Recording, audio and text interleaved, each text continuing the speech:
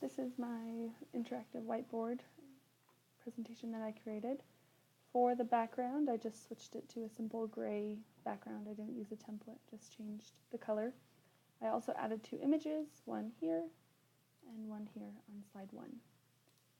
For the video, I have a link to a YouTube video on slide 2. There might be some ads when it first comes up. This video is a puppet type show of a lady explaining the CH digraph and the different sounds that it makes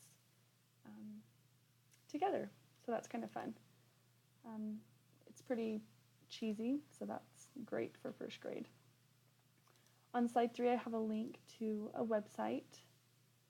And this website has a bunch of different words that have the CH digraph that we can practice. It, have some at the beginning and the end. Has a lot of practice on there, so I thought that was a really good website to help enhance the lesson.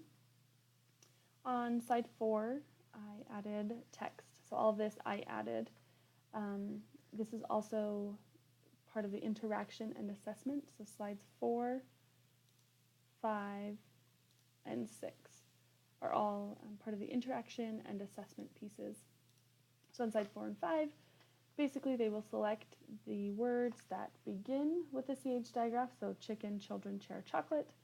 And on slide 5, they will select the words that end with the CH digraph, itch, beach, inch, couch.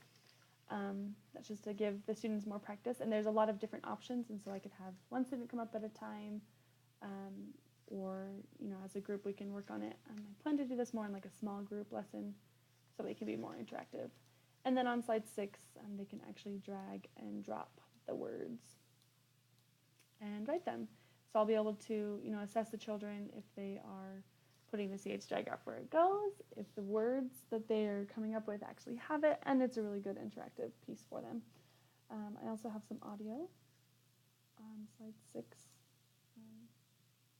Should be some applause.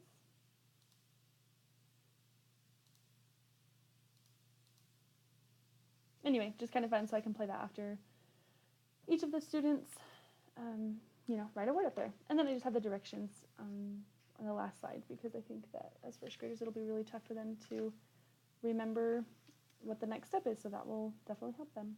And that is my interactive whiteboard.